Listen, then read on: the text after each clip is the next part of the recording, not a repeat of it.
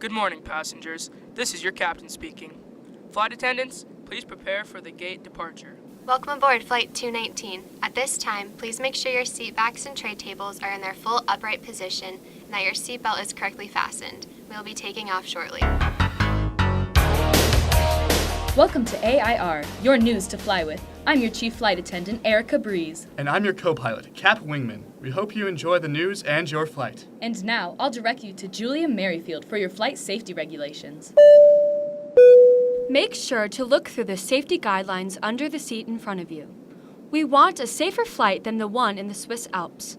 Thrill seekers Fred Fugan and Vince Reffitt left from the top of the Jungfrau Mountain and managed to land in the cabin of a single-engine aircraft.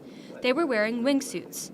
These wingsuits expand the surface area of a person wearing the suit, using material between the arms and legs. The two practiced for the stunt for months, completing over 100 attempts. Pretty crazy, but believe it or not, this was not the first time the stunt has been done.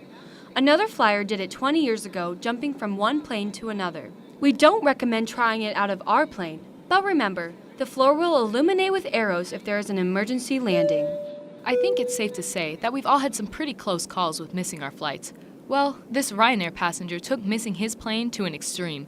After missing his boarding call, he caused a diversion by breaking a fire alarm. He was then able to slip past security and lower himself out onto the tarmac, where he dodged other moving aircraft while trying to get on.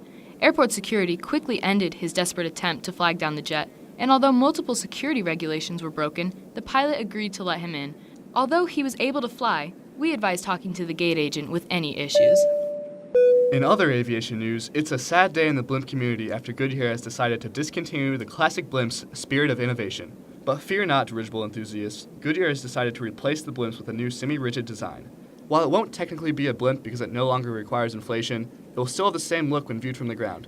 Sports fans will still be able to see the typical blue and yellow Goodyear logo flying above them during games. We now join navigator Jet Derrickson for breaking news. Here's every mother's worst nightmare, a grown son acting out a childhood daydream. After several failed attempts, British adventurer Tom Morgan attached helium balloons to a camping chair in Johannesburg, South Africa, in a daring attempt to take flight. It took 2 whole days to fill the enormous balloons that would lift Morgan. We actually have Tom here. How's it going, Tom? Hello. It is going pretty well. I'm strapped into a lawn chair with 100 helium balloons attached.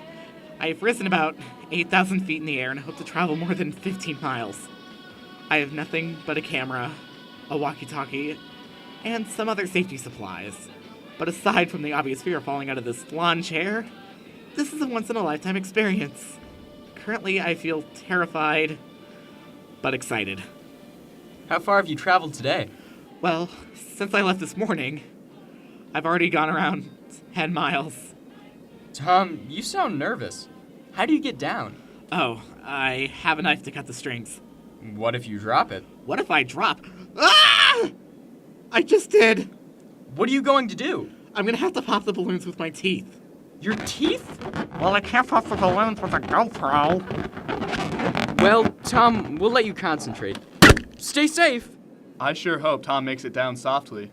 You're not going to get me to do that. I'll stick with something safe, like skydiving. After the break, our special report on a sweet, excited flyer. This is AIR. Stay with us. Oh no! I cannot believe I forgot it. Can I help you? I know it's a complete long shot, but I forgot my banjo for my gig tonight right after this flight. Would you happen to have one? Not on the plane, but when you land. You know about SkyMall. Well, now there's a SkyMall app. SkyMall has almost any item you may have forgotten. Just pull out your phone and use the SkyMall app to order it, and it'll be waiting for you at the gate when you land. Really? It's that simple? It's that simple. What about an engagement ring? Sure. I need a meat grinder. Absolutely. Tiki torches?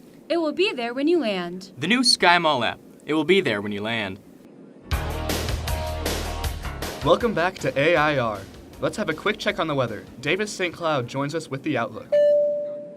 Well, on the ground it's 30 degrees and sunny, but up here at 15,000 feet it's 7 below and keeps getting colder as we go up.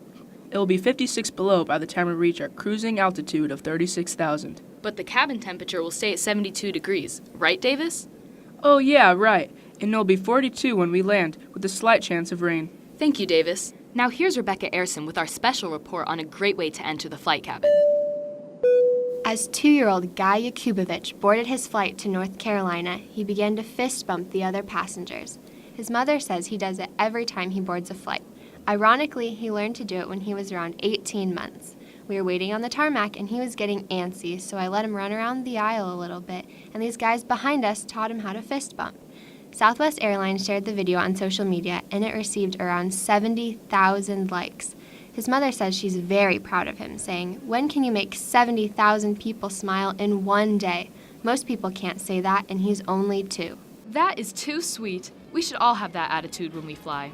We can learn a lot from the little flyers. We have reached our news destination. I'm your co-pilot, Cap Wingman. And I'm Erica Breeze from AIR. Fly safe.